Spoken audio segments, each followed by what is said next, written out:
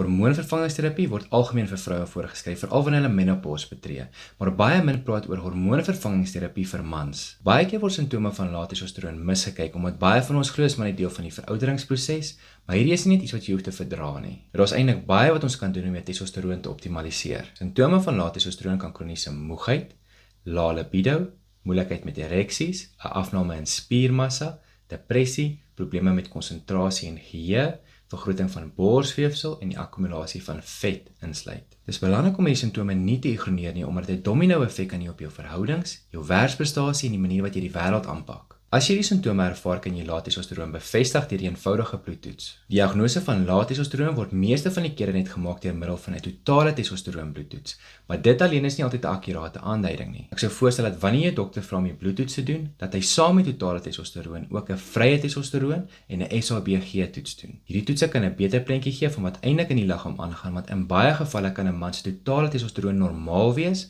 maar baie van hierdie totale testosteroon kan gebind wees aan SHBG. Dit beteken dat jou liggaam nie die testosteroon kan gebruik nie en jy kan baie maklik gemisdiagnoseer word. Nou dit is hoekom ons ook 'n vrye testosteroon toets wil doen, sodat ons weet hoeveel van daai totale testosteroon is vrylik beskikbaar vir die liggaam om te gebruik. In die volgende video sal ons kyk na natuurlike maniere wat jy testosteroon kan verhoog, sowel as aanvullings en uiteindelik voorskrifmedikasie.